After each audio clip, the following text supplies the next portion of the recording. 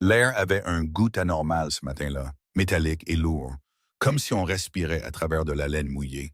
Et Josie Vaughan savait, avec une certitude viscérale, que la mort arrivait avec le vent, avant même que le soleil n'ait franchi les collines à l'est. Elle se tenait sur le porche de sa petite maison en adobe, à la périphérie de Springerville, en Arizona. Elle observait le bétail dans la vallée en contrebas, qui s'agitait d'une manière qu'elle avait appris à reconnaître après des années à lire la terre. On était en mai 1883, et les pluies de printemps avaient été généreuses cette année. Elles avaient peint le haut plateau désertique dans des teintes de vert qui vireraient alors à la fin de l'été. Mais aujourd'hui, quelque chose n'allait vraiment pas. Les oiseaux s'étaient tus. Les insectes avaient cessé leur chœur matinal. Même le vent avait pris une qualité étrange, soufflant en rafales irrégulières qui faisaient plier et se tordre les peupliers le long du ruisseau comme des danseurs entendant une musique discordante. Josie avait 22 ans, n'était pas mariée et était considérée comme excentrique par la plupart des dames respectables de la ville. Son père avait été un éleveur qui lui avait appris à lire le temps comme la plupart des filles apprennent à lire des recettes. Il était mort 3 ans plus tôt, lui laissant le petit ranch et la réputation de savoir des choses qu'elle n'aurait pas dû savoir. Sa mère était décédée quand Josie avait à peine 10 ans, et sans la main directrice d'une femme, disaient les gens, elle avait grandi aussi sauvage que les Mustangs qui parcouraient la forêt d'Apache Sitgreaves au sud. Elle sentait la pression monter dans ses tempes, comme toujours avant un gros orage. Mais c'était différent des orages habituels de l'après-midi qui balayaient les hauts plateaux. Cela semblait dangereux, mortel, anormal d'une manière qu'elle ne pouvait pas tout à fait exprimer. Elle devait avertir quelqu'un, mais qui écouterait l'étrange Phil Vaughan avec son sens de la météo et ses prédictions troublantes? La réponse vint sous la forme de poussière s'élevant de la route de l'Ouest, un cavalier solitaire se déplaçant à un galop tranquille vers la ville. Même de loin, Josie reconnut le cheval, un grand hongre gris aux balsaines noirs. Ce devait être Beckett Quinn, le nouveau contremaître du ranch Double R, la plus grande exploitation bovine du territoire. Il était arrivé du Texas il y a 6 mois, calme et compétent, avec des yeux de la couleur d'un ciel d'hiver et la réputation d'être juste avec ses hommes et exceptionnel avec le bétail. Josie l'avait vu en ville une poignée de fois, avait senti son regard sur elle plus d'une fois, bien qu'il n'ait jamais échangé plus que des hochements de tête polis. Il avait peut-être 26 ou 27 ans, grand et mince, avec des cheveux sombres qui bouclaient légèrement sur son col, et un visage plus intéressant que beau, tout en angle, à la peau burinée et avec une bouche qui semblait avoir oublié comment sourire. Elle prit une décision à cet instant, poussée par l'urgence qui vibrait dans ses veines. Attrapant son chapeau sur le crochet près de la porte, elle courut vers le petit enclos où sa jument, Copper, attendait. Le cheval était déjà nerveux, les oreilles constamment en mouvement, le blanc de ses yeux visible. Josie l'asseya rapidement, ses mains se déplaçant avec une efficacité exercée, et se hissa en selle juste au moment où la pression dans sa tête s'intensifiait. Elle lança Copper au galop, interceptant Beckett Quinn sur la route avant qu'il n'atteigne la ville. Il s'arrêta brusquement, sa main se déplaçant instinctivement vers le pistolet à sa hanche avant de la reconnaître. Ses yeux s'écarquillèrent légèrement, seule indication de surprise sur son visage autrement impassible.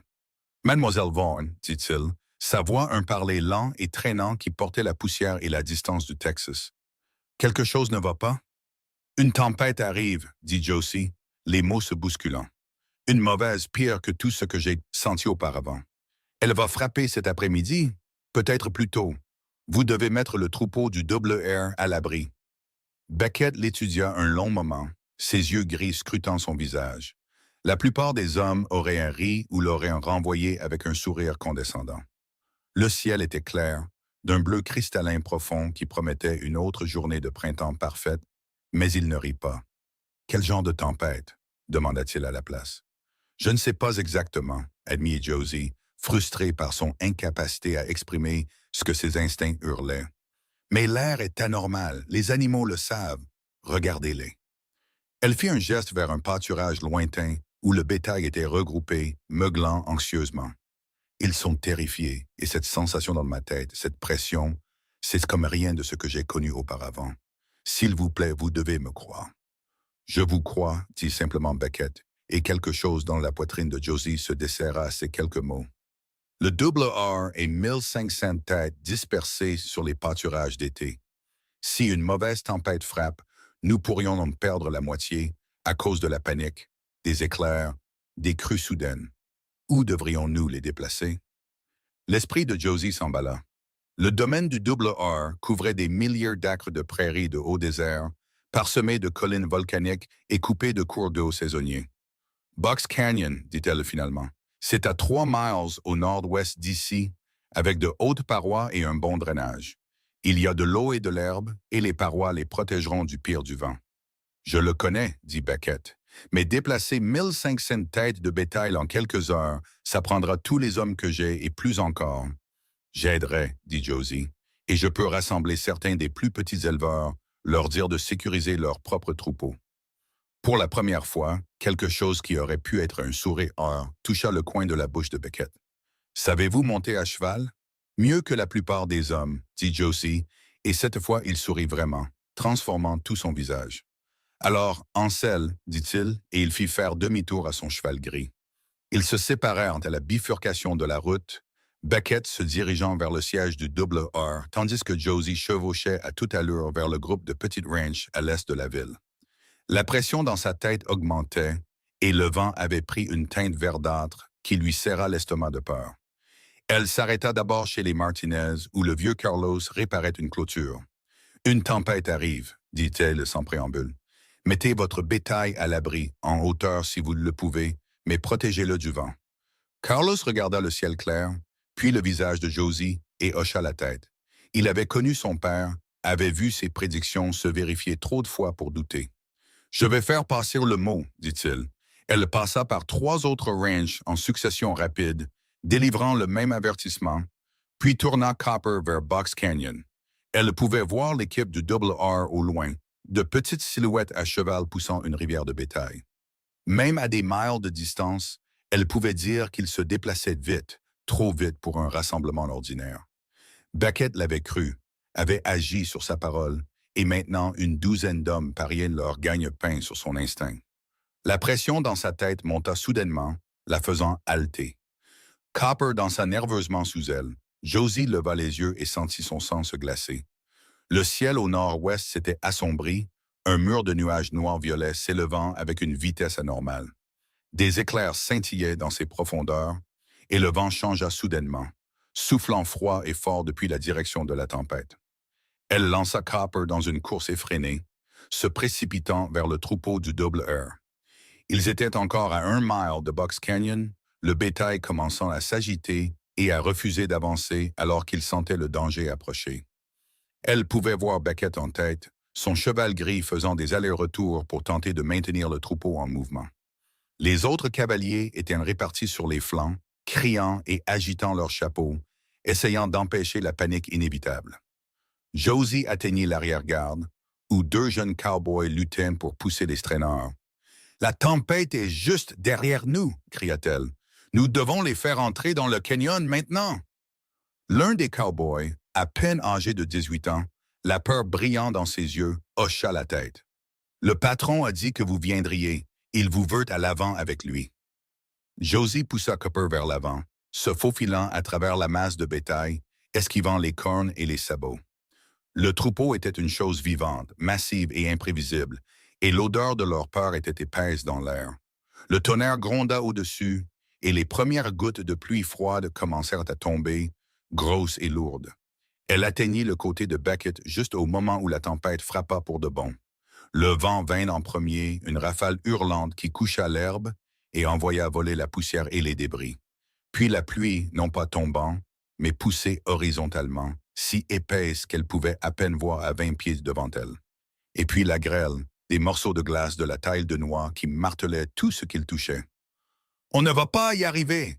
cria Beckett par-dessus le rugissement de la tempête. « Ils vont se débander !»« Non !» cria Josie en retour. « Suivez-moi !» Elle ne savait pas d'où venait cette certitude, mais elle pouvait sentir la terre sous elle, pouvait sentir les contours du canyon devant elle, même si elle ne pouvait pas le voir. Elle poussa Copper en avant, faisant autant confiance aux instincts de la jument qu'aux siens, et entendit Beckett crier des ordres à ses hommes de la suivre.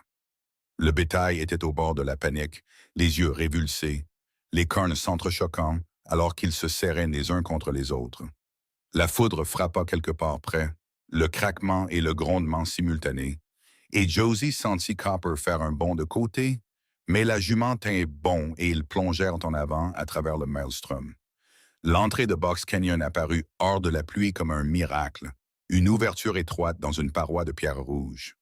Josie dirigea Copper vers elle et le bétail de tête, désespéré de trouver un abri, suivit. L'ouverture était juste assez large pour qu'il s'y engouffre, et une fois à l'intérieur, les parois du canyon brisèrent le pire du vent.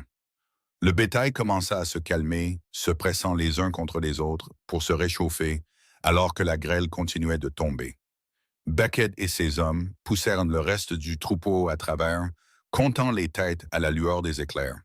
Il fallut une autre heure, une heure de froid, d'humidité et de vigilance constante pour empêcher le bétail de rebrousser chemin vers la tempête, mais finalement le dernier traîneur passa et Beckett chevaucha jusqu'à Josie, qui était assise sur son cheval épuisé près de l'entrée du canyon. « Ils sont tous là, dit-il. » La voix rauque d'avoir crié. L'eau coulait du bord de son chapeau et sa chemise était collée à son corps. « Pas une seule tête de perdue. Vous les avez sauvés, mademoiselle Vaughn. Vous avez sauvé tout mon troupeau. »« Nous les avons sauvés, » dit Josie, mais elle tremblait maintenant que la crise était passée, tremblant de froid, d'épuisement et des séquelles de l'adrénaline. « Et s'il vous plaît, appelez-moi Josie. »« Josie, » dit Beckett, et la façon dont il prononça son nom fit naître quelque chose de chaud dans sa poitrine malgré le froid. « Je suis Beckett. »« Je sais, » dit-elle, et se surprit à sourire malgré tout. La tempête fit rage pendant encore 3 heures, pilonnant le haut désert de grêle, de pluie et d'un vent qui aurait tué des centaines de têtes de bétail exposées. Ils se blottirent sous l'abri précaire d'un surplomb rocheux, les hommes de Beckett faisant des rondes à la tour de rôle autour du troupeau pour le calmer. Quelqu'un sortit une flasque de whisky qui fut passée, et quelqu'un d'autre eut la prévoyance d'avoir attrapé un sac de couchage qui n'était que légèrement humide. Beckett insista pour que Josie s'en enveloppe. « Vous allez attraper la mort, » dit-il en le dérapant sur ses épaules. « Vous aussi, » fit-elle remarquer. « J'ai déjà eu froid, » dit-il, mais il s'assit assez près pour qu'elle puisse sentir la chaleur de son corps, ce qui aida plus que le sac de couchage. Alors que la panique initiale s'estompait et que les cowboys s'installaient dans une attente vigilante, Josie se retrouva à parler à Beckett de son père, de l'apprentissage de la lecture des signes sur la terre et dans le ciel, de la façon dont le temps lui chantait dans une langue qu'elle pouvait sentir mais pas tout à fait entendre. « Ma grand-mère était Comanche, » dit Beckett doucement, regardant la pluie. Elle avait aussi la perception. C'est comme ça qu'elle l'appelait. Elle pouvait sentir les tempêtes, sentir quand des cavaliers arrivaient à l'horizon. La famille de mon père pensait qu'elle était folle, mais elle avait raison plus souvent qu'à son tour. Quand j'étais enfant, elle m'a dit de toujours écouter quand la terre parle, parce qu'elle ne ment pas comme les gens. « La famille de votre père n'approuvait pas? » demanda Josie. « Non, ils ne l'approuvent pas, ni lui pour l'avoir épousée, ni moi pour exister, » dit Beckett avec un haussement d'épaule qui se voulait désinvolte mais ne l'était pas. « J'ai quitté le Texas parce qu'il y avait trop de gens là-bas qui me regardaient et voyant quelque chose qu'ils voulaient effacer. Ici, un homme est jugé sur ce qu'il peut faire, pas sur qui était sa grand-mère. »« Je suis désolé, » dit doucement Josie. « Ne le soyez pas, » dit Beckett, se tournant enfin pour la regarder. « Si je n'étais pas parti, je ne serais pas ici. Je ne vous aurais pas rencontré et j'ai le sentiment que cela aurait été une grande perte. » Les mots restèrent suspendus entre eux, chargés de sens, et Josie sentit son souffle se couper. Avant qu'elle ne puisse répondre, un des cowboys cria que la pluie faiblissait et le moment passa. Mais quelque chose avait changé entre eux. Une porte s'était ouverte qui ne l'était pas auparavant. En fin d'après-midi, la tempête s'était calmée, laissant derrière elle un paysage transformé. Les ravins normalement secs étaient à plein régime, des torrents boueux qui mettraient des jours à se calmer. Le sol était jonché de grêlons et de végétation arrachée, mais le ciel s'éclaircissait à l'ouest et l'air avait cette qualité de propreté qui suit un temps violent. Le bétail s'était calmé, broutant l'herbe du canyon, content de rester là où il était en sécurité. Beckett prit la décision de les laisser là pour la nuit, avec une équipe réduite pour les surveiller, et ramenant le reste de ses hommes épuisés vers le siège du ranch. Josie chevaucha avec eux, trop fatiguée pour protester, lorsque Beckett insista pour qu'elle vienne au ranch plutôt que de rentrer seule chez elle. « Les ruisseaux seront en crue, dit-il, et vous êtes épuisés. Madame Chen aura de la nourriture chaude et du café, et vous pourrez vous reposer avant de repartir. » Madame Chen était la gouvernante du Double Air, une redoutable femme chinoise qui était venue sur le territoire pendant le boom du chemin de fer et était restée lorsque son mari était mort dans un accident de construction. Elle jeta un coup d'œil au groupe dépnaillé et se mit immédiatement à organiser des bains chauds, des vêtements secs et de vastes quantités de nourriture. Josie se retrouva dans une chambre d'amis simplement, mais confortablement meublée, avec une baignoire en cuivre pleine d'eau fumante et un ensemble de vêtements propres disposés sur le lit. C'étaient des vêtements d'homme, trop grands pour elle, mais ils étaient chauds, secs et sentaient de savon. Elle se prélaça jusqu'à ce que sa peau se ride, lavant la boue et la pure. Puis elle s'habilla et se dirigea vers la grande cuisine du ranch où l'équipe s'était rassemblée. L'ambiance était à la fête malgré l'épuisement. La décision de Beckett de déplacer le troupeau avait sauvé le Double Air de pertes dévastatrices. Les plus petits éleveurs qui avaient tenu compte de l'avertissement de Josie s'en étaient également bien sortis, mais des nouvelles de désastre arrivaient de plus loin. Le ranch Holbrook au sud avait perdu 2 saines têtes lorsque le bétail s'était débandé dans un ravin inondé et s'était noyé. La famille Navajo, qui élevait des moutons dans les hauts plateaux, avait perdu tout son troupeau à cause des éclairs, et à Springerville même, la grêle avait brisé les fenêtres et endommagé les toits.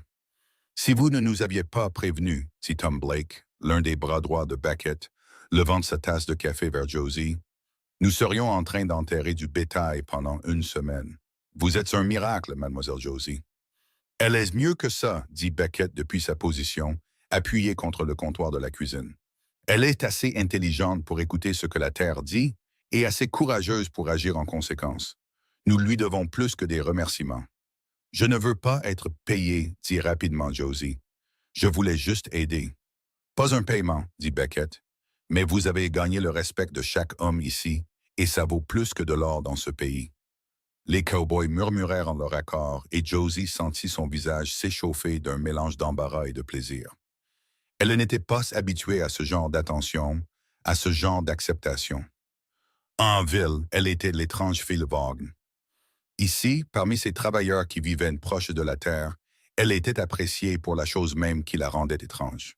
Alors que la soirée avançait et que les hommes partaient vers le dortoir ou pour leur corps de garde, Josie se retrouva seule avec Beckett dans la cuisine. Madame Chen s'était retirée dans ses propres quartiers, leur laissant une cafetière et le silence confortable d'un épuisement partagé. « Vous devriez rester pour la nuit, » dit Beckett. « Les ruisseaux sont dangereux après une tempête comme celle-ci et il fait nuit noire maintenant. »« Ce ne serait pas convenable, » dit Josie automatiquement, bien que la pensée de rentrer chez elle dans le noir et la boue lui donna envie de pleurer. « Madame Chen est ici comme chaperon, et mes hommes sont tous dans le dortoir, » dit Beckett. « Votre réputation survivra, mais vous pourriez ne pas survivre si vous essayez de traverser le ruisseau Nutrioso dans le noir. » Il avait raison, et ils le savaient tous les deux.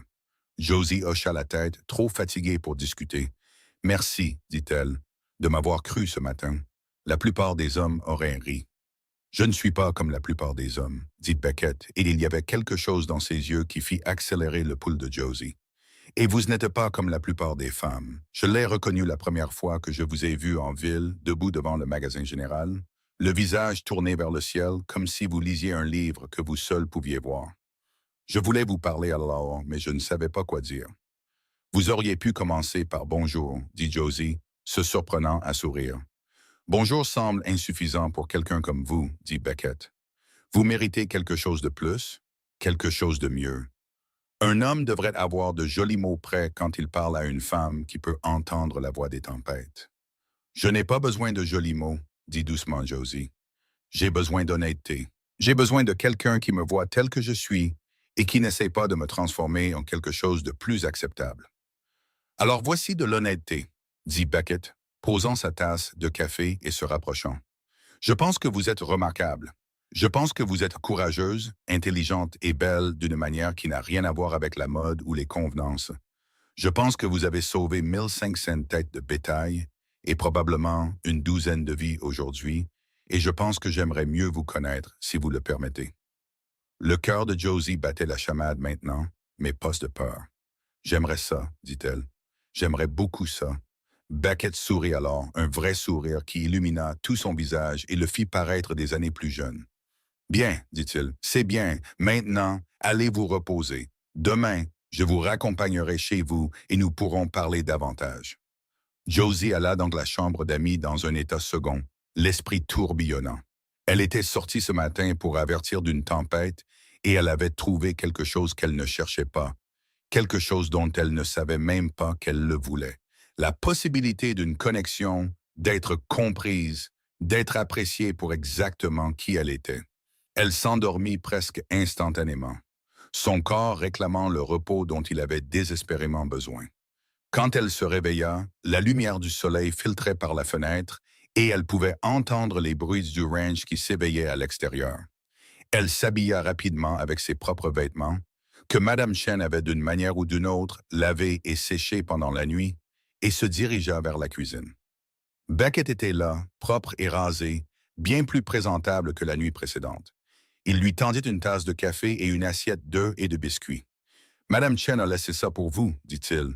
Elle a dû aller en ville pour des provisions, mais elle a dit de vous dire que vous êtes la bienvenue ici à tout moment. » « C'est gentil de sa part, » dit Josie, acceptant la nourriture avec gratitude. Elle était affamée, ayant très peu mangé la veille. Ils mangèrent dans un silence complice, puis Beckett sella leurs 2 chevaux et ils partirent pour le ranch de Josie. Le trajet les mena à travers le paysage transformé, passant devant des ruisseaux gonflés et des champs boueux jonchés de débris. Les dégâts étaient importants, mais auraient pu être bien pires. Ils croisèrent plusieurs groupes d'éleveurs en train d'évaluer leurs pertes, et chacun remercia Josie pour son avertissement. « Vous allez devenir célèbre, » observa Beckett alors qu'il chevauchait, la femme qui a prédit la grande tempête de 83. « Je ne veux pas être célèbre, » dit Josie. « Je veux juste vivre ma vie. »« Quel genre de vie voulez-vous » demanda Beckett, et quelque chose dans son ton la fit le regarder attentivement. « Je veux garder mon ranch, » dit-elle lentement, y réfléchissant en parlant. « Je veux élever du bétail et des chevaux, travailler avec la terre au lieu de contre elle. Je veux être utile et je veux être accepté, non pas malgré qui je suis, mais à cause de cela. »« Cela semble raisonnable, » dit Beckett. « Et vous » demanda Josie. « Que voulez-vous » Beckett resta silencieux un long moment, les yeux fixés sur l'horizon. « Je veux un endroit où appartenir, » dit-il finalement. « J'ai passé toute ma vie entre 2 mondes, pas assez blanc pour un côté et pas assez indien pour l'autre. Je veux construire quelque chose qui soit à moi, quelque chose que personne ne pourra m'enlever à cause de qui était ma grand-mère. Et je veux quelqu'un avec qui le construire, quelqu'un qui comprend ce que c'est que d'être différent. » L'implication flotta dans l'air entre eux, et Josie sentit sa poitrine se serrer d'émotion. « Vous me connaissez à peine, » dit-elle doucement. « J'en sais assez, » dit Beckett. « Je sais que vous êtes courageuse. Je sais que vous êtes honnête. Je sais que vous écoutez de la terre comme ma grand-mère m'a appris à le faire. Je sais que lorsque vous m'avez averti hier, vous risquiez d'être moqué ou rejeté, mais vous l'avez fait quand même parce que c'était la bonne chose à faire. Cela me dit tout ce que j'ai besoin de savoir sur votre caractère. » « Vous avez écouté, » souligna Josie. « Cela me dit tout ce que j'ai besoin de savoir sur le vôtre. » Ils étaient arrivés au ranch de Josie et ils descendirent tous les 2 de cheval. Copper et les hongres gris se touchèrent le nez comme de vieux amis et Josie se surprit à souhaiter pouvoir être aussi directe que les chevaux. « Je dois vérifier mon bétail, » dit-elle. Bien que ce dont elle avait vraiment besoin, c'était d'espace pour réfléchir, pour traiter tout ce qui s'était passé au cours des dernières 24 heures. « Je vais aider, » dit Beckett. Et ensemble, ils parcoururent les clôtures et comptèrent son petit troupeau. Elle avait 20 têtes de bétail et une demi-douzaine de chevaux, et tous avaient bien résisté à la tempête dans la vallée abritée où se trouvait son ranch. Pendant qu'il travaillait, il parlait. Beckett lui parla de son enfance au Texas, de l'apprentissage du travail du bétail avec son père et de la lecture de la terre avec sa grand-mère. Il lui parla des préjugés auxquels il avait été confronté, de la cruauté désinvolte et de la violence ouverte, et de sa décision de tout quitter pour venir à l'Ouest où la terre était plus sauvage et les règles moins rigides. Josie lui parla de ses parents, de l'enseignement patient de son père et de la mort précoce de sa mère. Elle lui parla de la solitude d'être différente, d'avoir des capacités que les gens craignaient ou rejetaient. Elle lui parla de la lutte pour maintenir le ranch en activité après la mort de son père, des hommes qui supposaient qu'elle échouerait, et des quelques-uns qui l'avaient aidé discrètement à réussir. Au moment où le soleil était haut dans le ciel, ils avaient terminé le travail et étaient retournés à la maison.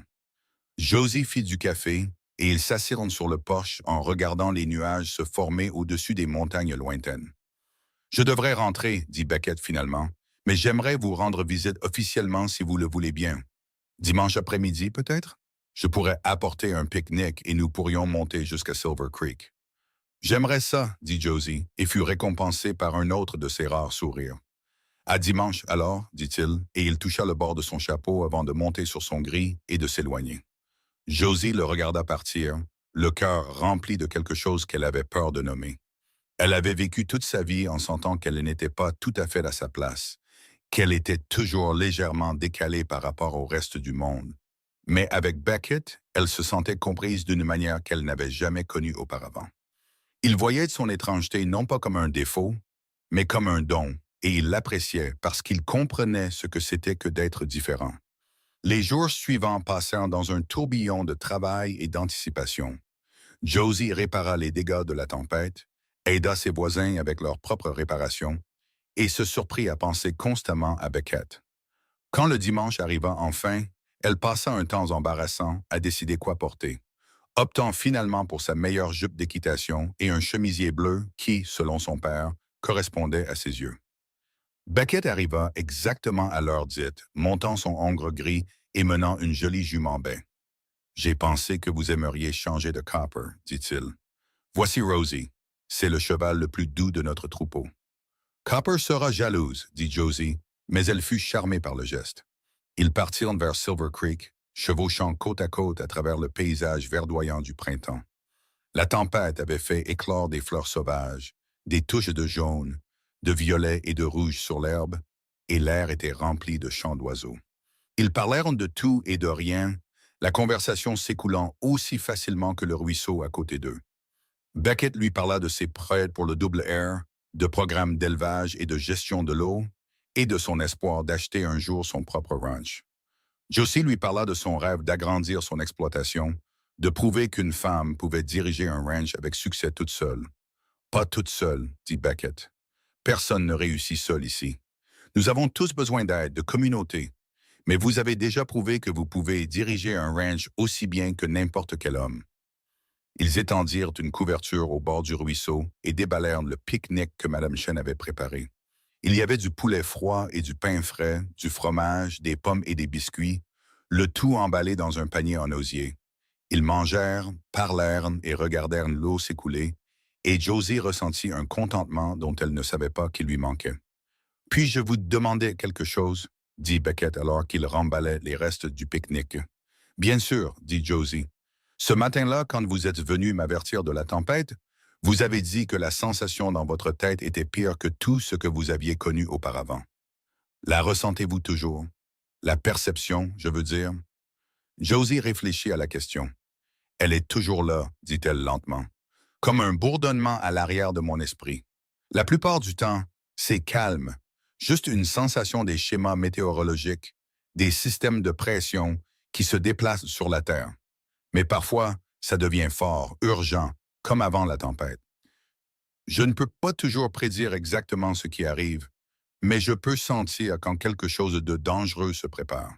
« Est-ce que ça fait mal? » demanda Beckett, l'inquiétude claire dans sa voix. « Parfois, aimait Josie. Quand c'est vraiment fort, comme avant la tempête, c'est comme une pointe de douleur derrière mes yeux.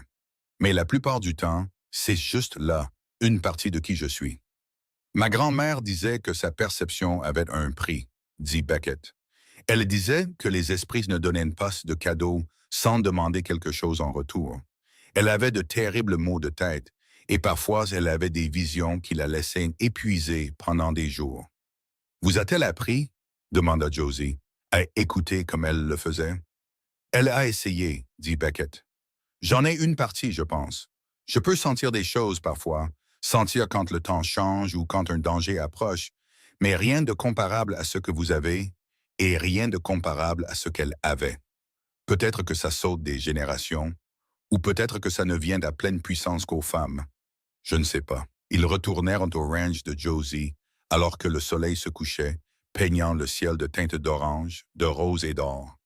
Beckett l'aida à déceler Rosie et à la mettre au pré avec Copper, puis ils se tinrent à l'entrée de la grange, aucun ne voulant vraiment que la journée se termine. « J'ai passé un moment merveilleux, dit doucement Josie. « Moi aussi, dit Beckett. « Puis-je vous revoir, dimanche prochain peut-être, ou plus tôt si vous le souhaitez. »« Plus tôt, dit Josie, se sentant audacieuse. « Venez dîner mercredi soir. Je ne suis pas aussi bonne cuisinière que Madame Chen, mais je peux préparer un repas décent. »« Je serai honoré, dit Beckett. Et puis, se déplaçant assez lentement pour qu'elle puisse s'écarter si elle le voulait, il se pencha et lui embrassa la joue.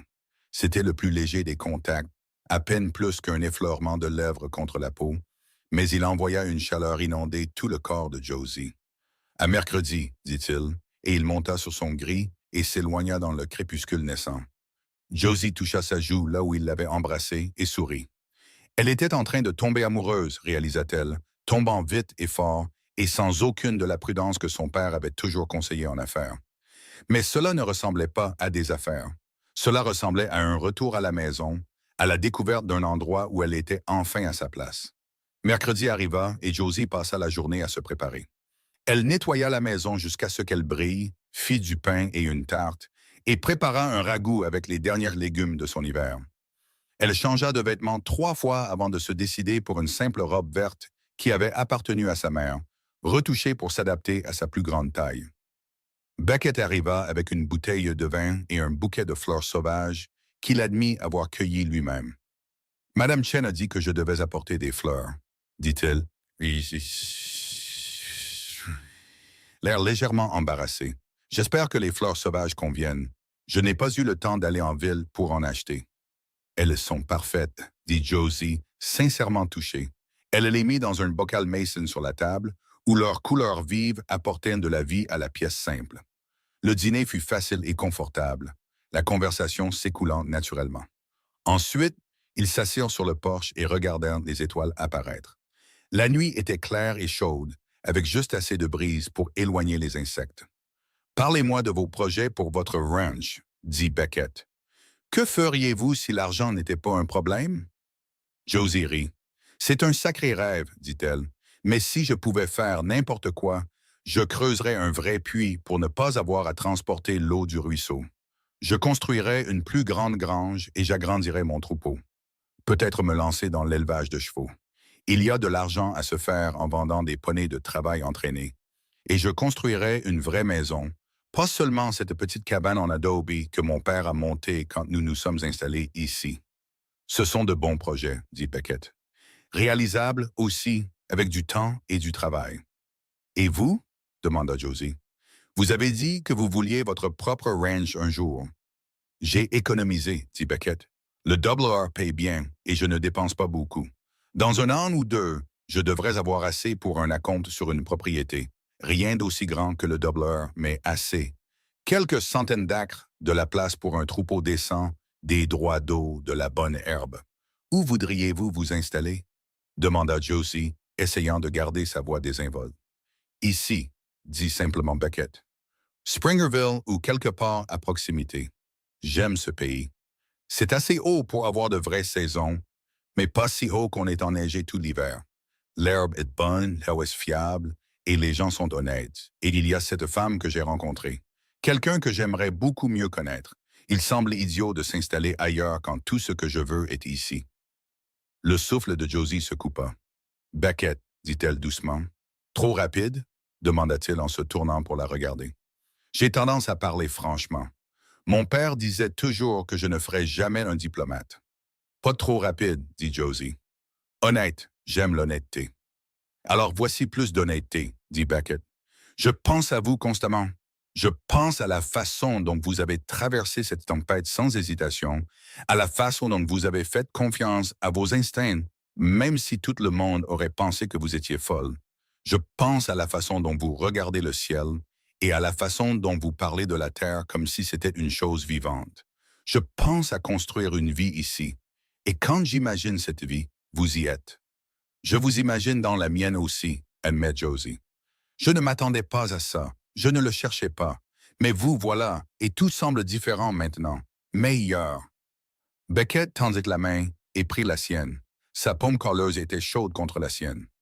Je sais que nous ne nous connaissons pas depuis longtemps, dit-il. Mais je sais aussi que quand quelque chose est juste, on le sent dans ses os, et ça me semble juste. Vous me semblez juste. Vous me semblez juste aussi, murmura Josie, et puis il l'embrassa. Pas sur la joue cette fois, mais correctement, ses lèvres sur les siennes, et sa main se levant pour lui prendre le visage. Le baiser était doux et interrogateur, et Josie y répondit en se penchant vers lui, sa main libre se posant sur sa poitrine, où elle pouvait sentir son cœur battre aussi vite que le sien. Quand ils se séparèrent enfin, ils respiraient tous les deux fort. « Je devrais y aller, dit Beckett, la voix rauque. Il se fait tard, et je ne veux pas compromettre votre réputation. » « Je sais, dit Josie, bien que chaque partie d'elle voulait qu'il reste. Mais revenez, revenez aussi souvent que vous le pourrez. Chaque moment libre que j'aurai, promit Beckett, vous ne pourriez pas me tenir à l'écart même si vous essayez. Il l'embrassa une fois de plus, rapidement et doucement, puis se força à monter sur son gris et à s'éloigner. Josie resta sur le porche et le regarda jusqu'à ce que son ombre soit avalée par l'obscurité, puis rentra et se prépara pour la nuit avec un sourire sur son visage qui ne s'effacerait pas. Les semaines suivantes passèrent dans un tourbillon de bonheur. Beckett venait la voir chaque fois que son travail au Double R le permettait, soit plusieurs fois par semaine. Parfois, ils chevauchaient ensemble, explorant la campagne autour de Springerville. Parfois, ils travaillaient ensemble, Beckett aidant Josie avec des tâches plus faciles à deux. Et parfois, ils s'asseyaient simplement et parlaient, apprenant les histoires, les rêves et les peurs de l'autre. Josie rencontra le propriétaire du Double R, Randolph Richards, un homme bourru mais juste d'une 60aine d'années qui approuvait la cour de son contremaître. « Il était temps que Beckett se trouve une bonne femme, dit-il à Josie. Et vous êtes mieux que bonne, mademoiselle Josie. Vous avez sauvé mon troupeau et probablement mon ranch. Si vous avez besoin de quoi que ce soit, demandez. » Par l'intermédiaire de Randolph, Josie fut présentée à une plus grande partie de la communauté des éleveurs du territoire. Sa réputation s'était répandue après la tempête, et les gens voulaient entendre parler de son sens de la météo, voulaient savoir si elle pouvait prédire la prochaine catastrophe. Elle essaya d'expliquer que ça ne marchait pas comme ça, qu'elle ne pouvait pas simplement invoquer la perception sur commande. Mais les gens la cherchaient quand même, lui demandaient toujours son avis sur l'opportunité de déplacer le bétail ou sur le moment de planter. C'était flatteur et épuisant à parts égales, et Beckett comprenait d'une manière que personne d'autre ne semblait comprendre. « Ils veulent faire de vous quelque chose de magique, dit-il un soir alors qu'ils étaient assis au bord du ruisseau. Ils veulent que vous soyez une femme médecine, une sorcière ou une disseuse de bonne aventure. Ils ne veulent pas vous voir comme une simple femme avec un don inhabituel. »« Me voyez-vous de cette façon? » demanda Josie. « Comme une simple femme? »« Je vous vois comme Josie, » dit Beckett. « Vous n'êtes pas juste quoi que ce soit. Vous êtes intelligente, courageuse et gentille. Vous avez un don, oui, Betty, mais ce n'est pas tout ce que vous êtes. Vous êtes aussi têtue et indépendante, et vous faites un café horrible. »« Pas du tout, » protesta Josie en riant. « Absolument, dit Beckett. C'est comme boire de la terre bouillie, mais je le bois quand même parce que je préfère avoir un café horrible avec vous que le meilleur café du monde avec n'importe qui d'autre. » C'était des déclarations comme celle-là, désinvoltes, honnêtes et tendres, qui firent tomber Josie plus profondément amoureuse de lui, et elle était amoureuse. Elle le savait maintenant. Complètement, irrévocablement amoureuse de cet homme calme qui écoutait quand elle parlait et l'appréciait pour exactement qui elle était. Début juillet, Beckett lui demanda de venir au Double R pour la célébration du 4 juillet. Tous les éleveurs du territoire seraient là, ainsi que la plupart des habitants de Springerville. Il y aurait des courses de chevaux, des compétitions de lasso et un bal le soir. Josie accepta et passa un rare après-midi en ville à acheter une nouvelle robe avec une partie de l'argent qu'elle avait économisé. Le 4 juillet arriva chaud et clair, un temps parfait pour une célébration. Josie portait sa nouvelle robe, un coton bleu profond avec une bordure blanche, et les yeux de Beckett s'illuminèrent quand il la vit. « Vous êtes magnifique, dit-il simplement, et lui offrit son bras. La journée fut tout ce qu'elle promettait d'être. Josie regarda Beckett concourir dans la compétition de l'assaut, le cœur battant alors qu'il poursuivait un veau en fuite et lançait sa boucle avec une précision parfaite. Il gagna sa manche et le prit en argent, et chevaucha immédiatement jusqu'à l'endroit où elle se tenait près de la clôture. « Pour vous, dit-il en lui tendant la bourse de 5 $, vous pouvez la mettre de côté pour ce puits que vous voulez. »« Beckett, je ne peux pas, protesta Josie. Vous avez gagné ça. Et je veux que vous l'ayez, dit-il. S'il vous plaît, laissez-moi vous aider à construire votre rêve. » Josie prit l'argent avec des larmes aux yeux. C'était plus que le geste lui-même, c'était ce qu'il représentait. Il l'investissait dans son avenir, dans ses rêves, dans la vie qu'elle voulait construire. Et par extension, il disait qu'il voulait faire partie de cette vie. Alors que le soir tombait et que les musiciens accordaient leurs instruments pour le bal, Beckett tira Josie à l'écart dans un coin tranquille de la cour du ranch. Le ciel était embrasé par le coucher du soleil et les premières étoiles commençaient à apparaître. « Josie, dit-il en prenant ses 2 mains dans les siennes, je sais que ça ne fait que quelques mois que nous nous sommes rencontrés. Je sais que la plupart des gens diraient que c'est trop tôt, mais je sais aussi ce que je veux. Et je vous veux. Je veux une vie avec vous. Je veux me réveiller chaque matin et savoir que vous êtes là. Je veux travailler côte à côte pour construire quelque chose ensemble. Je veux vieillir avec vous et ne jamais cesser d'être émerveillé par la façon dont vous voyez le monde. » Il prit une profonde inspiration et s'agenouilla, sortant une simple bague en or de sa poche. « Josie Vaughn, voulez-vous m'épouser? » Josie sentit des larmes couler sur ses joues, mais elle souriait si fort que son visage lui faisait mal. « Oui, dit-elle. Oui, absolument oui. » Beckett se releva d'un bond et l'embrassa, là, devant tous ceux qui pouvaient regarder. Et Josie lui rendit son baiser avec tout l'amour et la joie qui éclataient dans son cœur. Quand ils se séparèrent enfin, ils étaient entourés de sympathisants. La nouvelle s'étant répandue dans la fête comme une traînée de poudre. Randolph Richards serra la main de Beckett et embrassa la joue de Josie. « Le meilleur contremaître que j'ai jamais eu, dit-il. Et maintenant, il épouse la meilleure femme du territoire. Vous ferez de grandes choses ensemble. Je le sens. » Ils dansèrent jusque tard, Josie dans les bras de Beckett, se sentant comme si elle flottait. Tout s'était passé si vite, mais tout semblait juste, inévitable, comme si la terre elle-même les avait réunis. Ils décidèrent de se marier en août, une simple cérémonie dans la petite église de Springerville. Josie n'avait pas de famille à inviter, mais les amis contremaîtres de Beckett et la moitié de la communauté des éleveurs se présentèrent pour célébrer. Madame Chen pleura pendant toute la cérémonie et Randolph conduisit Josie à l'hôtel à la place du père qu'elle avait perdu. Josie portait une robe de couleur crème qu'elle avait cousue elle-même avec des fleurs sauvages dans les cheveux que Beckett avait cueillis ce matin-là. Beckett portait son meilleur costume, sombre et sobre, avec une chemise blanche qui faisait paraître ses yeux gris encore plus frappants. Quand le prédicateur les déclara mari et femme et que Beckett l'embrassa, Josie se sentit complète d'une manière qu'elle n'avait pas connue depuis la mort de son père. Ils passèrent leur nuit de noces dans la petite maison en adobe de Josie, qui était maintenant leur maison. Beckett était doux et patient, et Josie se sentit chérie d'une manière qu'elle n'avait jamais connue. Quand elle se réveilla le matin, enveloppée dans les bras de son mari, elle ressentit une vague de gratitude pour la tempête qui les avait réunis. « Bonjour, Madame Quinn », murmura Beckett en lui embrassant le sommet de la tête. « Bonjour, Monsieur Quinn », répondit Josie en se blottissant plus près. « Comment on se sent marié? »« Comme si je rentrais à la maison, » dit simplement Beckett.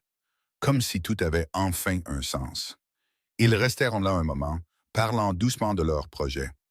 Beckett continuerait comme contremaître au Dobler pour le moment, mais ils économiseraient chaque centime pour acheter leur propre propriété. En attendant, ils amélioreraient le ranch de Josie, le transformant en une véritable exploitation qui pourrait les faire vivre tous les deux.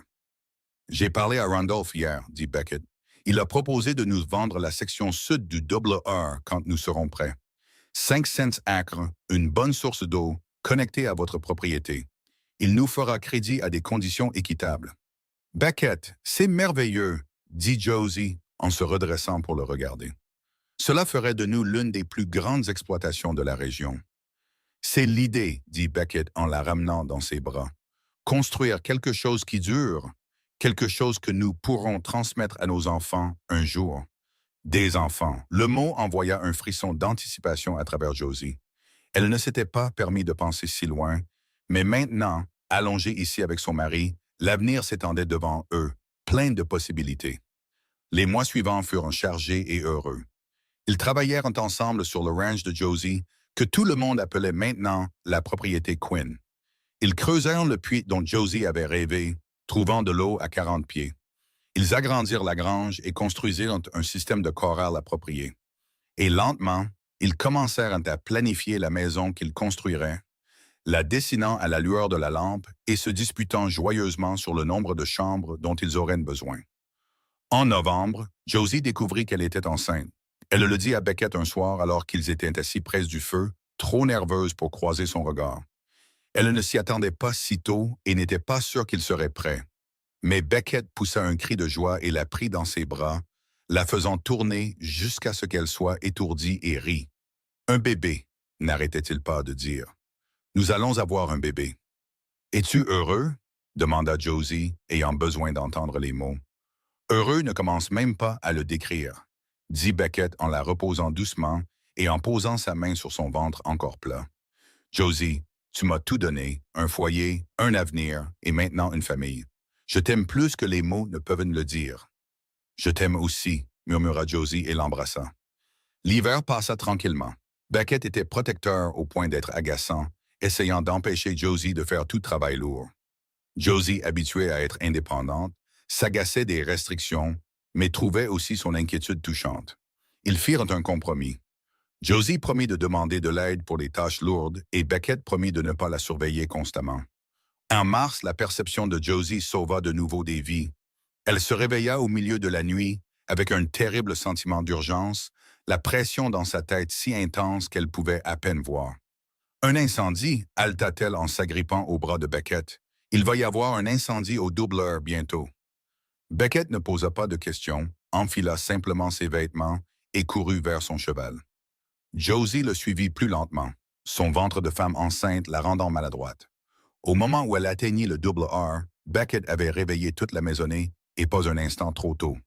Une étincelle de la cuisinière avait pris dans le mur de la maison principale et les flammes commençaient à se propager. Toute l'équipe du ranch forma une chaîne de sauts depuis le puits et ils réussirent à éteindre les flammes avant que toute la structure ne prenne feu. Les dégâts se limitèrent à un mur et à quelques dommages causés par la fumée, et personne ne fut blessé. Randolph Richards se tenait dans sa chemise de nuit, couvert de suie, et secoua la tête avec émerveillement. « C'est la deuxième fois que vous me sauvez la mise, Josie Quinn, » dit-il. « Je vous dois plus que je ne pourrai jamais rembourser. »« Vous nous avez donné un foyer et un avenir, » dit Josie. « Considérez que nous sommes quittes. » Fin mai, alors que les fleurs sauvages s'épanouissaient dans le haut désert, Josie entra en travail. Madame Chen vint l'assister avec la sage-femme de la ville. Beckett faisait les 100 pas dehors, trop nerveux pour être utile, jusqu'à ce que Madame Chen ait pitié de lui et le laisse entrer pour tenir la main de Josie. Le travail fut long et difficile et il y eut des moments où Beckett fut terrifié à l'idée de la perdre.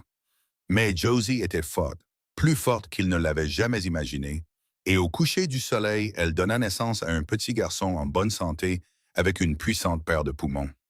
« Un fils, » dit Beckett, des larmes coulant sur son visage alors qu'il tenait le minuscule nourrisson brailloire. « Nous avons un fils. » Ils le nommèrent James, d'après le père de Josie, avec le deuxième prénom de Running Water, d'après la grand-mère de Beckett. Quand Josie le tint pour la première fois, elle ressentit une vague d'amour protecteur féroce qui éclipsa tout ce qu'elle avait ressenti auparavant. Cette petite personne était la leur, le produit de leur amour, et elle ferait n'importe quoi pour le garder en sécurité. Les années suivantes passèrent dans un tourbillon de travail acharné et de bonheur.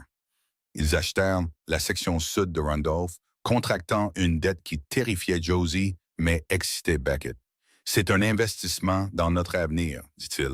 « Dans l'avenir de James. » Ils construisirent la maison qu'ils avaient prévue, une solide structure en bois avec 4 chambres et un large porche qui captait la brise du soir. Ce n'était pas luxueux, mais c'était à eux, construit de leurs propres mains et avec l'aide de leurs voisins. Quand James eut 2 ans, Josie tomba de nouveau enceinte. Cette fois, c'était des jumeaux, un garçon et une fille, et la naissance faillit de la tuer. Mais Madame Chen et la sage-femme firent des miracles, et les 2 bébés et la mère survécurent. Ils nommèrent le garçon Thomas et la fille Clara, et soudain, la maison qui avait semblé si spacieuse était pleine à craquer de bruit et de vie. La perception de Josie continua de les guider. Elle pouvait prédire les schémas météorologiques avec une précision déconcertante, aidant non seulement leur propre ranch, mais toute la communauté. Quand elle disait de planter, les cultures précoces prospéraient. Quand elle disait de retarder le rassemblement du bétail, ils évitaient des tempêtes qui auraient dispersé le bétail sur 3 comtés.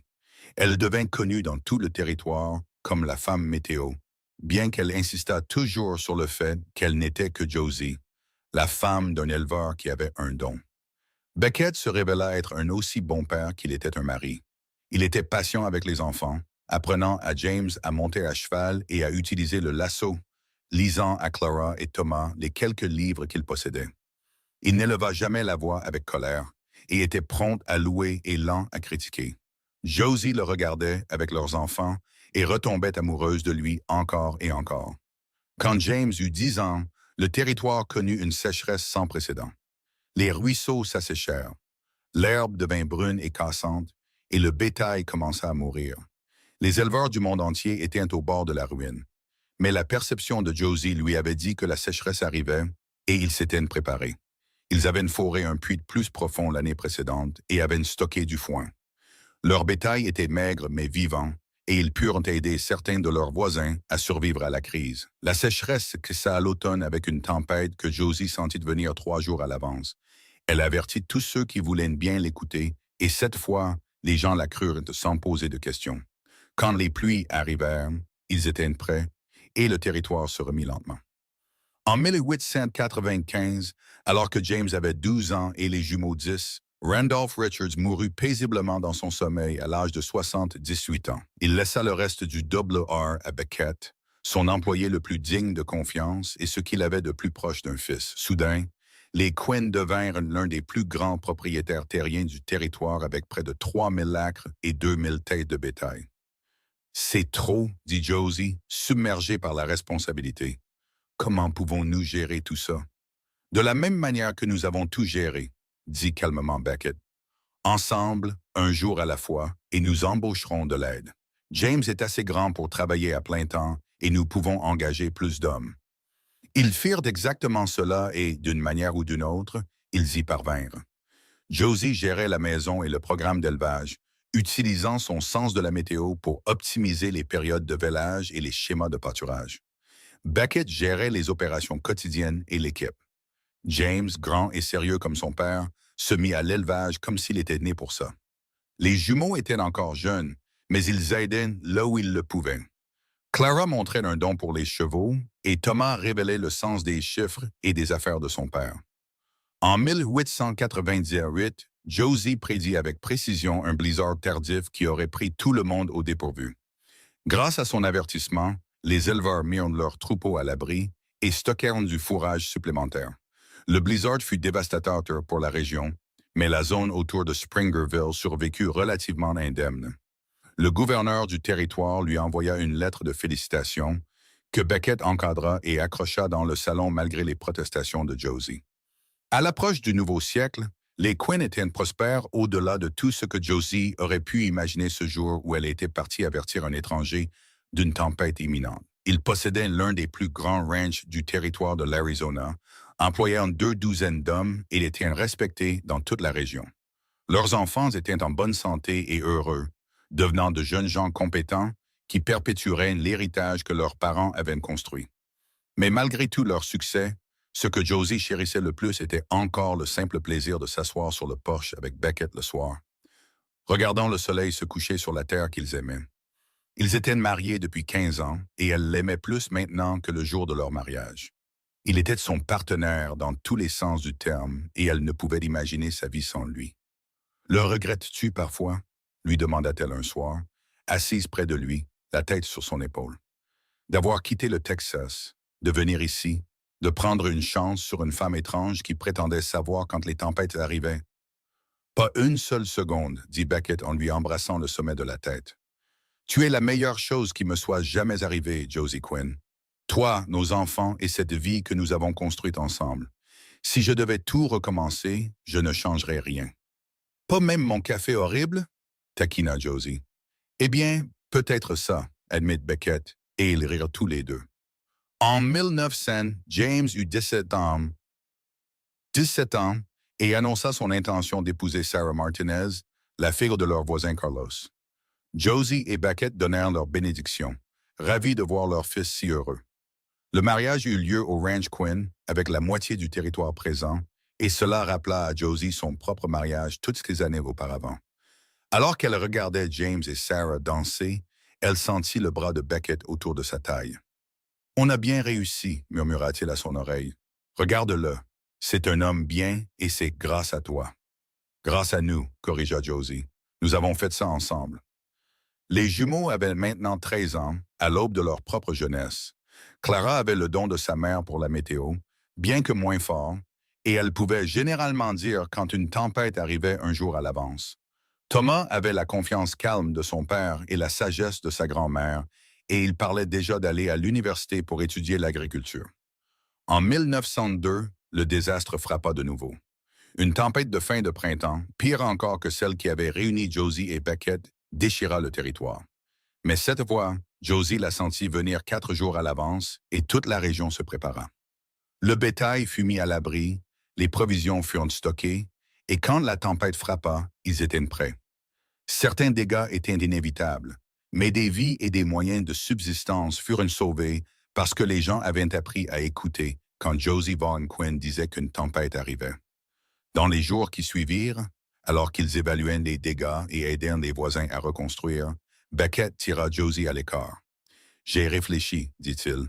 Nous avons construit quelque chose ici, quelque chose de bon et de durable, mais je veux m'assurer que ça continue, que ton don soit reconnu et valorisé même après notre départ. »« Que veux-tu dire? » demanda Josie. « Je veux créer une station météorologique ici au ranch, dit Beckett.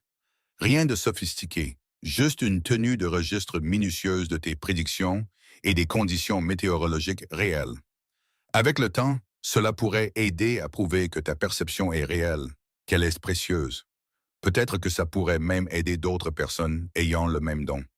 Leur faire savoir qu'elles ne sont pas seules. » Josie fut émue aux larmes par l'idée. Toute sa vie, elle s'était sentie étrange et isolée à cause de sa capacité, mais voilà que son mari, l'homme qui la connaissait mieux que quiconque, proposait de documenter et de légitimer la chose même qui la rendait différente. Ils créèrent la station météorologique cet été-là, Thomas prenant la responsabilité de tenir des registres méticuleux. Clara aida en ajoutant ses propres observations et, avec le temps, une image des schémas météorologiques du haut désert se dessina plus précise que tout ce que le bureau météorologique officiel pouvait fournir. En 1905, James et Sarah donnèrent à Josie et Beckett leur premier petit enfant, une petite fille au visage rouge qu'ils nommèrent Josie, d'après sa grand-mère. En tenant ce petit bébé, Josie sentit le cercle de la vie se compléter d'une manière à la fois humble et exaltante. Elle n'était plus seulement une mère, mais une grand-mère, et l'héritage qu'elle et Beckett avaient construit continuerait dans la génération suivante. Les jumeaux terminèrent l'école, Clara restant pour aider au ranch et Thomas partant pour le collège agricole de Tucson. Ils rentraient à la maison l'été, pleins de nouvelles idées sur l'élevage et la gestion des pâturages, et Beckett écoutait attentivement, toujours prêt à essayer de nouvelles approches si elles avaient du sens. En 1908, pour leur 20e anniversaire de mariage, Beckett surprit Josie avec un voyage à San Francisco. Ils laissèrent le ranch entre les mains compétences de James et prirent le train vers l'ouest, passant 2 semaines à explorer la ville qui avait été reconstruite après le grand tremblement de terre et l'incendie. C'était le plus loin que Josie ait jamais été de chez elle, et elle s'émerveilla de l'océan, des collines et du nombre de personnes. Mais aussi merveilleux que ce fut, elle était heureuse de retourner en Arizona, à l'air du haut désert, au ciel infini et à la terre qui lui chantait d'une manière que l'océan ne pourrait jamais faire. « Je suis une créature du désert, dit-elle à Beckett, alors qu'ils se tenaient sur leur porche la nuit de leur retour. C'est ici que j'appartiens. C'est ici que nous appartenons tous les deux, acquiesça Beckett et l'embrassa sous les étoiles qui semblaient assez proches pour être touchées. Les années continuèrent de passer, marquées par de petites joies et des défis occasionnels. Clara épousa un jeune éleveur nommé David Foster et ils s'installèrent sur un terrain attenant au Ranch Quinn. Thomas obtint son diplôme universitaire et rentra chez lui, plein d'idées pour améliorer leur exploitation. James et Sarah eurent 2 autres enfants, des garçons cette fois, et la maison de ranch était constamment remplie du bruit et du chaos des petits-enfants. La perception de Josie ne s'estompa jamais. Au contraire, elle devint plus forte avec l'âge, plus raffinée et précise. Elle pouvait prédire non seulement les tempêtes, mais aussi les variations de température, les conditions de sécheresse et même les tremblements de terre occasionnels. Les registres de sa station météorologique devinrent légendaires, consultés par les éleveurs et les agriculteurs de tout le territoire et au-delà. En 1910, l'Arizona fut finalement admis dans l'Union comme le 48e État et Springerville célébra avec un défilé et un bal qui durèrent 3 jours. Josie et Beckett, maintenant dans la fin de leur quarantaine, dansèrent comme ils l'avaient fait à leur mariage et en les regardant, leurs enfants et petits-enfants purent en voir l'amour qui brûlait encore vivement entre eux. « Raconte-nous encore l'histoire », supplia la petite Josie à sa grand-mère. « Comment toi et papy vous êtes rencontrés? » Alors Josie la raconta. L'histoire qui était devenue une légende familiale. Comment elle avait senti la tempête arriver. Comment elle était partie avertir un étranger. Comment cet étranger l'avait cru et avait agi parfois. Comment ils avaient sauvé un troupeau de bétail et s'étaient trouvés l'un l'autre dans le processus. La chose la plus importante que j'ai jamais apprise, dit Josie à sa petite fille, c'est de faire confiance à ses instincts et de trouver quelqu'un qui leur fait confiance aussi. Ton grand-père a écouté quand personne d'autre ne l'aurait fait et cela a fait toute la différence. J'ai écouté parce que tu valais la peine d'être écouté, dit Beckett en serrant Josie contre lui. Et je le referai sans hésiter. Alors que les années passaient dans les années 1910, le Ranch Quinn continua de prospérer. Ils avaient résisté aux sécheresses et aux tempêtes, aux paniques économiques et aux pertes personnelles, mais à travers tout cela, ils avaient enduré. La terre que le père de Josie avait revendiquée et qu'elle avait failli perdre était maintenant un héritage s'étendant sur 3 générations et le don qu'il avait autrefois rendu étrange était maintenant reconnu comme le trésor qu'il était. En 1915, par une chaude soirée de printemps très semblable à celle où ils s'étaient rencontrés pour la première fois, Josie et Beckett s'assirent sur leur porche et regardèrent le soleil se coucher sur une terre qui avait été transformée par leur partenariat. Ils avaient maintenant la cinquantaine, les cheveux parsemés de gris, mais l'amour entre eux était plus fort que jamais. « Sais-tu de quoi je suis le plus fier? » demanda Josie en prenant la main de Beckett. « De quoi donc? » répondit Beckett. « Que nous ayons construit ça ensemble, dit Josie. Pas seulement le ranch, mais la famille, l'héritage, la vie. Tu n'as jamais essayé de prendre le dessus ou de faire de moi quelque chose que je n'étais pas. Tu as été mon partenaire, mon égal en tout. Tu as rendu ça facile, dit Beckett. Tu es la personne la plus forte que je connaisse, Josie. Tu l'as toujours été. J'ai juste été assez intelligent pour le reconnaître et pour atteler mon chariot à ton étoile. » Ils s'assirent dans un silence confortable, les mains jointes, regardant les premières étoiles apparaître dans le ciel qui s'assombrissait. Au loin, ils pouvaient entendre leurs petits-enfants jouer, leur rire porté par la brise du soir. Quelque part dans la vallée en contrebas, le bétail meuglait avec contentement. Le ruisseau gargouillait sur des pierres polies par des décennies d'eau, et au-dessus, le ciel s'étendait, vaste et infini, plein d'étoiles, de tempêtes et de tous les mystères que Josie avait passé sa vie à apprendre à lire. « Une autre tempête en approche? » demanda Beckett, remarquant la façon dont la tête de Josie s'inclinait, la façon dont ses yeux se plissaient légèrement alors qu'elle étudiait l'horizon. « Dans environ 3 jours, confirma Josie, rien de dangereux, juste une bonne pluie battante. La terre en a besoin. Je dirai à James de déplacer le bétail en hauteur, dit Beckett, bien que je sois sûr que Clara l'a déjà dit à David. Elle l'a probablement fait, acquiesça Josie.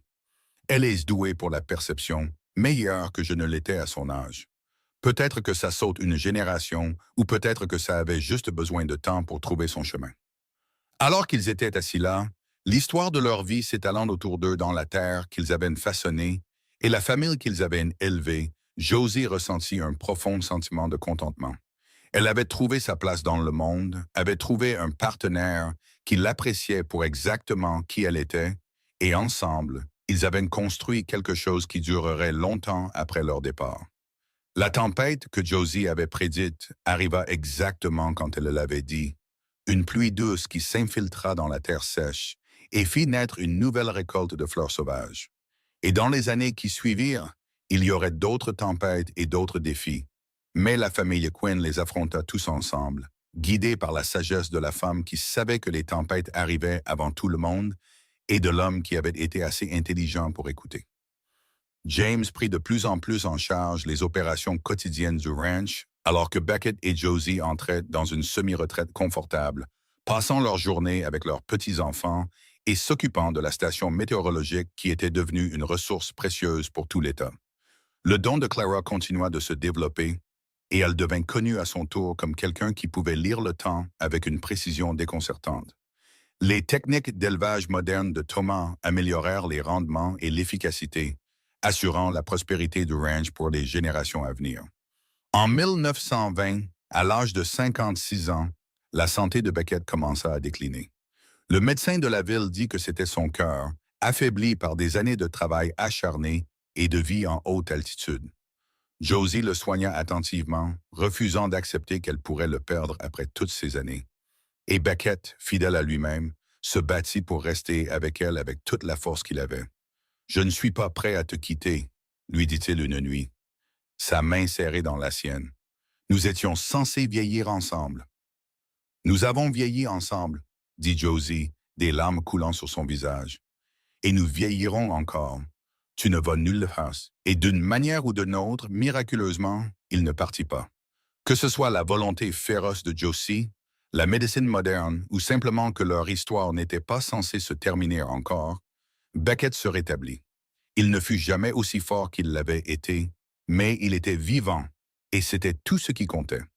Ils célébrèrent leur 35e anniversaire de mariage en 1918, entourés de leurs enfants, petits-enfants et arrière-petits-enfants.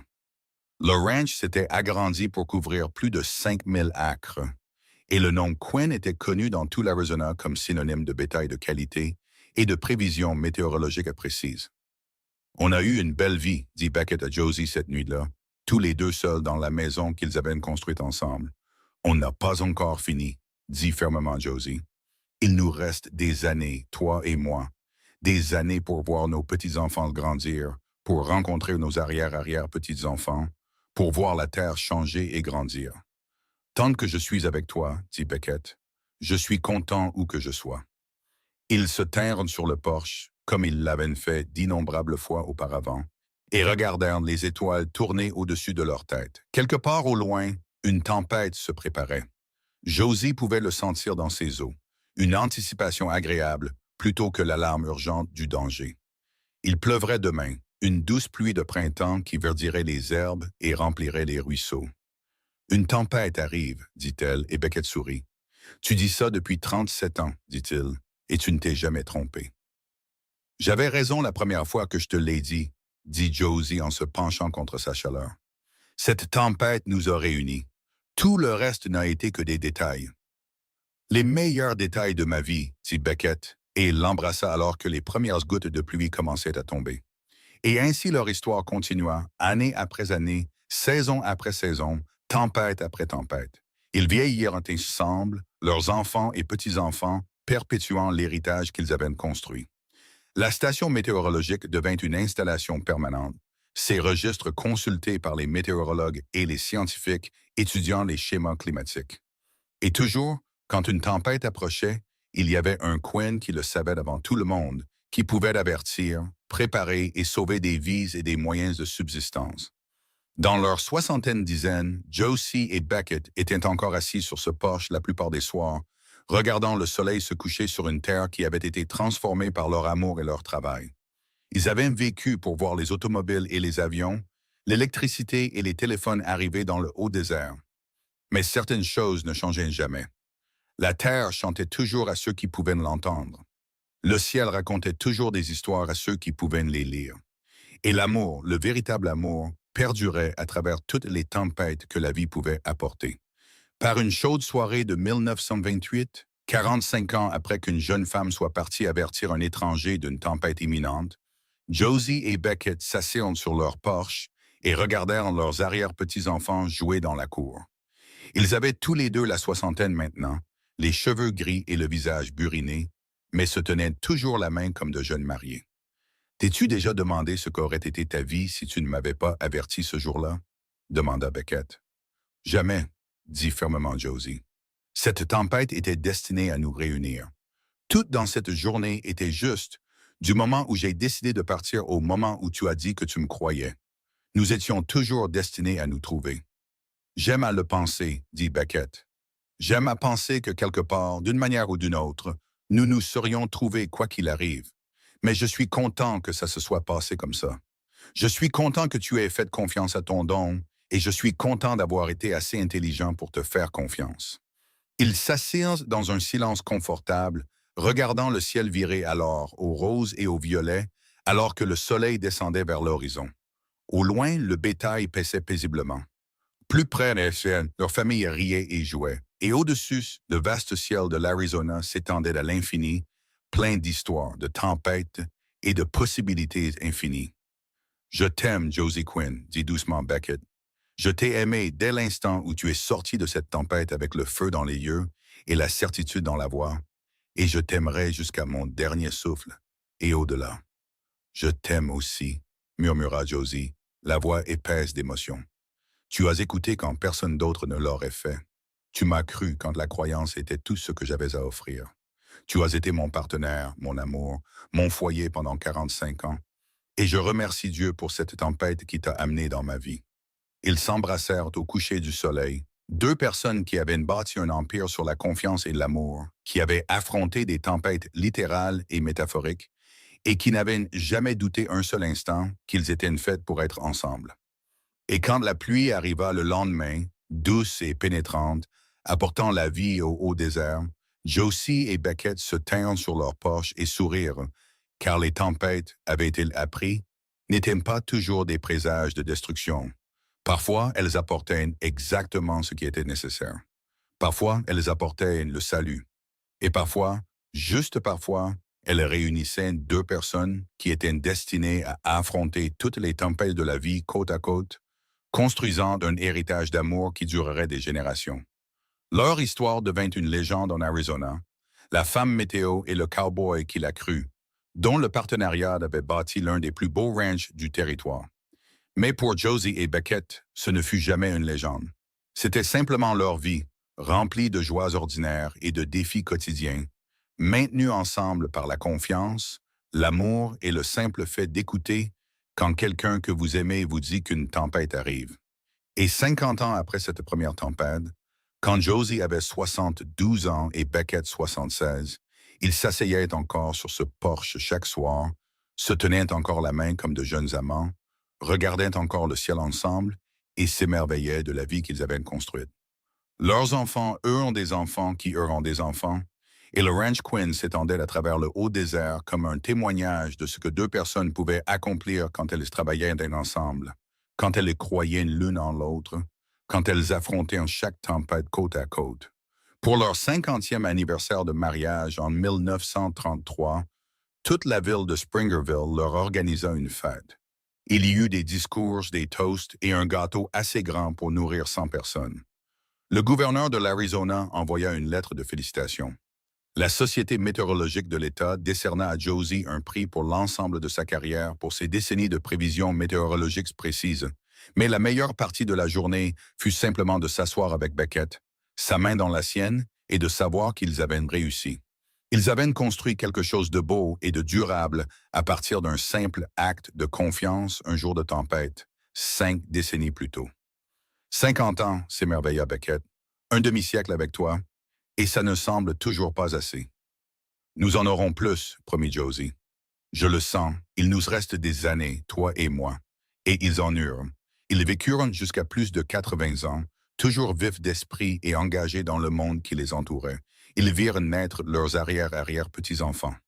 Ils virent le ranch continuer de prospérer sous la direction de James, puis de ses fils.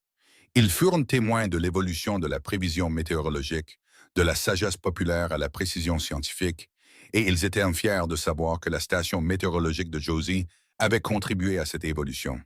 Mais plus que tout cela, ils savaient l'un l'autre. À travers tout ce que la vie leur avait jeté, à travers les tempêtes littérales et métaphoriques, à travers la prospérité et les difficultés, à travers la jeunesse et la vieillesse, ils étaient restés partenaires, amis et amants. L'amour qui avait fleuri un jour de printemps orageux en 1883 n'avait fait que se renforcer avec le temps, trempé par les défis et enrichi par les expériences partagées. Par un matin paisible de 1938, 55 ans après leur rencontre, Josie et Beckett Quinn coururent à quelques heures d'intervalle, tous deux dans leur sommeil, se tenant toujours la main. Ce fut, de l'avis de tous, la fin exacte que leur histoire méritait. Ils avaient vécu pleinement et aimé complètement. Et quand il fut temps de partir, ils partirent ensemble comme ils avaient tout fait d'autre. Ils furent enterrés sur une colline surplombant le ranch qu'ils avaient construit, sous un ciel qui s'étendait à l'infini. Et sur leurs pierres tombales communes, leurs enfants firent graver les mots qui avaient tout commencé. Elles savaient qu'une tempête arrivait avant tout le monde. Le cowboy écouta et sauva tout son troupeau. Et ensemble, ils construisirent un amour qui résista à toutes les tempêtes. Le ranch Quinn continua pendant des générations après leur décès, toujours guidé par les principes qu'ils avaient établis et bénéficiant toujours de la sagesse météorologique qu'ils avaient soigneusement documentée. Et les jours de tempête, quand le vent hurlait et que la pluie tombait à verse, les descendants des Quinn se rassemblaient sur le porche de la maison que Josie et Beckett avaient construite et racontaient l'histoire de la naissance de leur famille. L'histoire d'une femme avec un don et d'un homme qui l'a cru. L'histoire d'une tempête qui réunit deux personnes et d'un amour qui avait résisté à tout ce que la vie pouvait lui jeter. C'était une histoire de confiance et de partenariat, d'écoute et de croyance, de construction de quelque chose de beau à partir de la foi et du travail acharné. C'était une histoire de l'Ouest américain, de terre, de bétail et de ciel infini. Mais par-dessus tout, c'était une histoire d'amour pure et simple.